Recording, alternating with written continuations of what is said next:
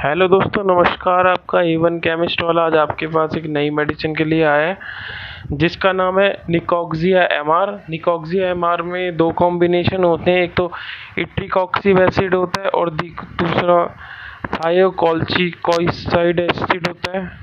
तो मैं आपके बारे में डिस्कशन करना चाहता हूँ कि इस मेडिसिन में ज़्यादातर ऑस्टियोआर्थराइटिस के केस के लिए इस मेडिसिन को यूज़ करा जाता है और गॉट प्रॉब्लम के लिए, गॉट अर्थराइटिस के लिए भी इस्तेमाल करा जाता है। ठीक है, निकोक्सिया एमआर रहेगा ये मेडिसिन। ठीक है, इसमें देखा जाए तो आज हम इसके बारे में सीखेंगे बहुत सारी चीज़ें, इसके साइड इफ़ेक्ट्स भी जानेंगे, प्राइस क्या है वो जानेंगे, एडवर्स इफेक्ट जानेंगे, वार्निंग जानेंगे, प्रेगनेंसी कैटेगरी जानेंगे और ड्रग ड्रग इंटरेक्शन भी जानेंगे इसके बारे में। ठीक है, तो निकोक्सिया एमआर जो हैगा ये एक मेडिसिन है और ये non steroidal anti inflammatory medicine है, मतलब नेसेट का क्लास की ड्रग हैगी। इस ड्रग को हम बेसिकली इस्तेमाल करते हैं पेन और इन्फ्लामेशन को दूर करने के लिए।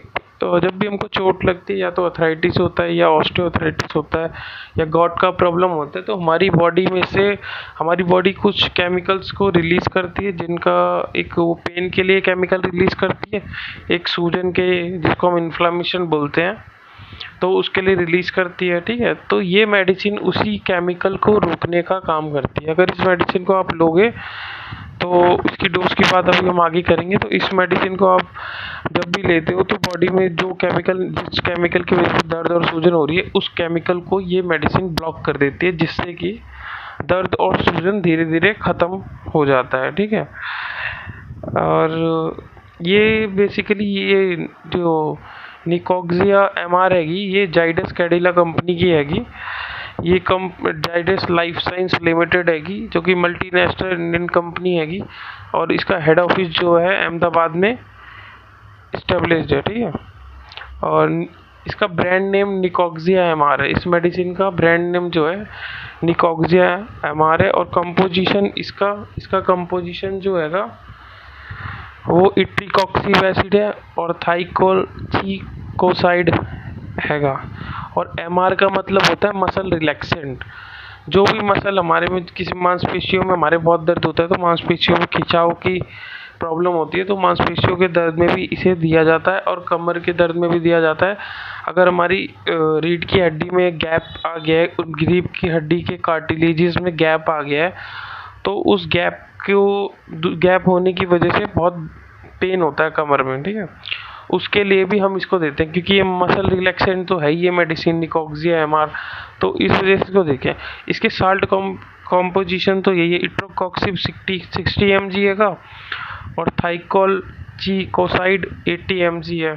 ठीक है, और इसके कुछ यूजेस हैं। तो ये मेडिसिन किस किस यूज़ में इस्तेमाल की जाती है? बेसिकली ये ऑस्टियोआर्थराइटिस में इस्तेमाल की जाती है, रिमोटॉइड आर्थराइटिस में इस्तेमाल करी जाती है, गॉट आर्थराइटिस में इस्तेमाल करी जा सकती है, एंकियोलॉजिंग स्पॉन्डिलाइटिस में इस्तेमाल करी जाती है, एंकियोलॉजिंग स्पॉन्डिलाइटिस में इस्तेमाल की जाती है, एक्यूट पेन में बहुत ज़्यादा दर्द हो तो उसमें, क्रोनिक लो बैक पेन में बहुत लंबे समय से दर्द हो रहा है तो उसको क्रोनिक लो बैक पेन बोला जाता है, तो उसमें भी इस मेडिसिन को इस्तेमाल करा जाता है। ठीक है, मसल स्पासम में इस्तेमाल करा जाता है इसको। ठीक है, तो जो एंकियोलॉजिंग स्पॉन्डिलाइटिस हैगा ये उस तरह की बीमारी है जो हमारी कमर होती है, रीढ़ की हड्डी, उसमें गैप आ जाता है, हड्डियों में कार्टिलेजिस में गैप आ जाता है, जिसके वजह से लंबे समय तक दर्द रहता है, तो उसको हम एंकियोलॉजिंग स्पॉन्डिलाइटिस बोलते हैं। ठीक है, और इसके यूज़ की बात करें तो ये ऑस्टियोआर्थराइटिस और गॉट आर्थराइटिस में मेनली यूज़ करा जाता है। ऑस्टियोआर्थराइटिस में क्या दिक्कत होती है? जो ऑस्टियोआर्थराइटिस होता है तो हमारे घुटनों के बीच में जहाँ पे साइनोवियल फ्लूइड और साइनोवियल जॉइंट होता है, उसके अपर साइड में दो जॉइंट होते हैं, तो उन बोन्स पे क्या होता है, कार्टिलेज की एक लेयर होती है, और अकॉर्डिंग टू एज या एक्सीडेंटल इशूज़ में, एक्सीडेंट में तो वो कार्टिलेज टूट जाती है, लेकिन जैसे ओल्ड एज में देखा जाए तो जैसे 40-50 के बाद प्रॉब्लम देखने को मिलती है, ये लेडीज़ में भी जेंट्स में दोनों में, तो वो कार्टिलेज जो होती है ब्रेक होनी शुरू हो जाती है, जिस वजह से जो सॉफ्टनेस होती है जॉइंट्स की वो चली जाती है। उसके बाद कार्टिलेज उसके मतलब क्या है, कार्टिलेज फ्रिक्शन से ऐसे घिसते घिसते वो घिस जाता है, तो घुटनों में आवाज़ आने लग जाती है चलते चलते, ठीक है। तो उस कार्ड और दर्द भी होता है, तो उसमें भी हम इट्रोकॉक्सिब एसिड को और थाइकोल्चिकोसाइड को दे सकते हैं, उसमें काफ़ी रिलीफ मिलेगा। और जो गॉट होता है, तो गॉट अर्थराइटिस का मीनिंग क्या होता है, ये क्यों होता है, यही है हमारा जब भी हमारा यूरिक एसिड का लेवल हमारी बॉडी में जब भी इंक्रीज हो जाता है, क्योंकि प्यूरिन रिच डाइट हम जब भी लेते हैं, तो प्यूरिन रिच डाइट हमारी बॉडी में यूरिक एसिड बनाने का काम करता है। प्यूरिन डाइट जैसे गोभी भी हो सकती है आपकी, और स्पेनिश अगर कोई लेता है तो उससे भी यूरिक एसिड बनने का चांस होता है। कोई अल्कोहल कंजप्शन करता है तो उसमें भी यूरिक एसिड बनने के चांसेस होते हैं। तो यही बात है। अब हम इसकी थोड़ी लेवल की बात कर रहे हैं, तो निकोक्सिया एमआर जो एक प्रिस्क्रिप्शन ड्रग है, निकोक्सिया एमआर आप जब भी खरीदोगे तो उसके ऊपर एक आरएक्स लिखा होगा। आरएक्स का मतलब होता है प्रिस्क्रिप्शन ड्रग, और शेड्यूल एच क्लास की ड्रग है। जो भी शेड्यूल एच क्लास की ड्रग होती है वो बिना प्रिस्क्रिप्शन की नहीं मिलती, इसको आप नहीं ले सकते खुद जाके केमिस्ट से, ये डॉक्टर के थ्रू ही मिलेगी आपको, ठीक है। जब डॉक्टर इसको रिटर्न करेगा अपने पैड पे तभी आप ले सकते हैं, और किसी आरएमपी डॉक्टर से ही ले, रजिस्टर्ड मेडिकल प्रैक्टिशनर से, ठीक है। और ये फिल्म कोटेड टैबलेट होती है, ठीक है। और ये ब्लिस्टर पैकिंग में अवेलेबल होती है, ठीक है। ब्लिस्टर पैकिंग आप स्क्रीन पे देख सकते हैं, ब्लिस्टर पैकिंग में आएगा। तो कुछ येलो साइड्स की टैबलेट्स होती हैं, और ये बेसिकली काम क्या करता है, निकोक्सिया एमआर जो होता है, जब भी हम इसको लेते हैं, दवा को खाते हैं, तो ये हमारी बॉडी में कुछ केमिकल रिलीज होते हैं जिससे कि हमारे दर्द और सूजन के लिए कारण बनते हैं। तो उस केमिकल को निकोक्सिया एमआर जो होती है उस केमिकल को ब्लॉक कर देती है। जब वो केमिकल ब्लॉक हो जाएगा तो दर्द और सूजन अपने आप बॉडी से हट जाएगा, ठीक है। और साथ में जो होती है ये बॉडी हमारी मसल को भी रिलैक्स करती है। जहाँ भी हमें मसल में खिंचाव होता है, चाहे कमर में दर्द हो, चाहे जोड़ों में, चाहे हाथ में हो, चाहे मांसपेशियों में दर्द हो हमारे, तो उस मांसपेशियों के दर्द को भी इस्तेमाल करता है। और ये काफ़ी आराम मिलता है, इस मेडिसिन को लेके पेशेंट को काफ़ी आराम मिलता है, ठीक है। ये चीज़ है, काफ़ी आराम मिलता है इससे पेशेंट को, क्योंकि ये एक मसल रिलैक्सेंट है। अब इसकी डोज की बात करें तो एडल्ट डोज तो हम इट्रोकॉक्सिब को 60 से 120 mg तक दे सकते हैं, रात को ओडी, रात में एक बार देंगे बस, ठीक है। और जो डोज है वो 4 से, जो थाइकोल्चिकोसाइड की डोज है वो 4 mg से लेके 8 mg तक दे सकते हैं, बीडी सुबह शाम दे सकते हैं। बट लेकिन इट्रोकॉक्सिब एसिड को हम 60 से 120 mg एडल्ट डोज में बस ओडी दे सकते हैं दिन में एक बार, ठीक है। और इसकी प्राइस की बात कर दें, निकोक्सिया एमआर की प्राइस की बात कर दें, तो इसकी स्ट्रिप तो 376.50 पैसे की आती है। टोटल 10 टैबलेट का रेट है ये। तो एक टैबलेट आपको कितने की पड़ती है, 37.65 रुपीज़ की एक टैबलेट पड़ती है। क्योंकि ये एक पेटेंट मेडिसिन है इसलिए आपको थोड़ी कॉस्टली पड़ सकती है, ठीक है। और इसके कुछ साइड इफ़ेक्ट हैं, आपको फ्लैटुलेंस हो सकता है, इनडाइजेशन होता है, खाना ना पचना, और स्टोमक पेन, पेट में दर्द हो सकता है, न्यूजिया हो सकता है, डायरिया हो सकता है, swelling of head and feet, हाथों में भी और पैरों में सूजन आ सकती है आपके इस दवा को खाने के बाद। इसके कुछ साइड इफ़ेक्ट्स हैं, ठीक है। और वार्निंग्स है इसकी, अगर किसी को निकोक्सिया एमआर से अगर किसी भी पेशेंट को अगर एलर्जी होती है तो वो इस मेडिसिन को ना ले। और अगर किसी को स्लीपनेस की प्रॉब्लम है तो इस मेडिसिन को ना ले, डेजीनेस है तो ना ले, स्टोमक ब्लीडिंग है, पेट में ब्लीडिंग हो जाए तो भी इस मेडिसिन को ना ले।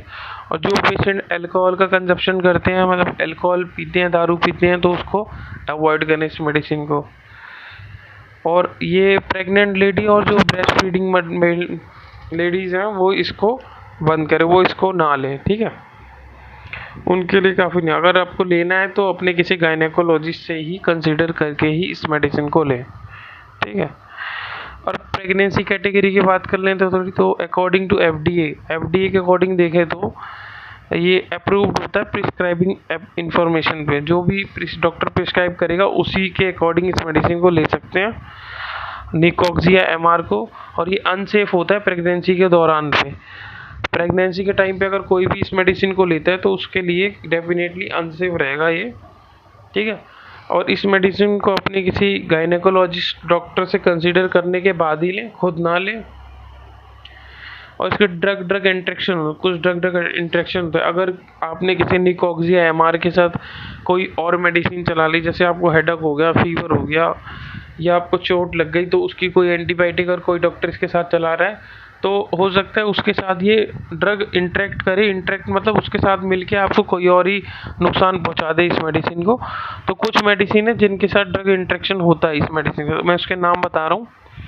एक तो एस्पिरिन के साथ इसका साइड इफेक्ट देखने को मिलता है, सल्ब्यूटामॉल के साथ साइड इफेक्ट देखने को मिलता है, लिथियम के साथ साइड इफेक्ट देखने को मिलता है, डिजिऑक्सिन के साथ साइड इफेक्ट देखने को मिलता है, एनाप्रिल के साथ साइड इफेक्ट देखने को मिलता है, रैमिप्रिल के साथ साइड इफेक्ट देखने को मिलता है इसका, और लोसार्टेन मेडिसिन के साथ देखने को मिलता है साइड इफेक्ट, और वॉलसार्टेन मेडिसिन के साथ देखने को मिलता है निकोक्सिया एमआर का साइड इफेक्ट, मिनॉक्सिडिल के साथ निकोक्सिया एमआर का साइड इफेक्ट देखने को मिलता है, और वारफरीन के साथ भी साइड इफेक्ट देखने को मिलता है, साइक्लोस्पोरिन के साथ भी साइड इफेक्ट देखने को मिलता है, टेक्रोलोमस के साथ भी साइड इफेक्ट देखने को मिलता है, और मिथोट्रेक्सेट के साथ भी साइड इफेक्ट इसका देखने को मिलता है हमें, ठीक है।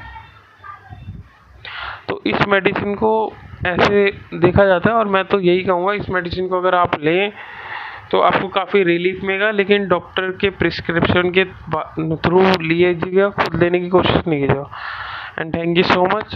A1 केमिस्ट वाले को सब्सक्राइब करिए, लाइक करिए एंड शेयर करिए, और वीडियो को ढंग से पूरा देखें ताकि आप कोई गलत मेडिसिन ना लें। और जो भी कॉन्ट्राइंडिकेशंस बताए हैं, ड्रग इंट्रैक्शन बताए हैं कि प्रेग्नेंट लेडीज़ लेगी तो गायनेकोलॉजिस्ट से पूछ के लेगी, और ऑस्टियोआर्थराइटिस और गॉट के पेन और सूजन में ये बहुत अच्छी दवा है, इससे अच्छी दवा कोई होती नहीं है, ये बेस्ट मेडिसिन है। And thank you so much. Channel को सब्सक्राइब कर दीजिएगा। Thank you so much.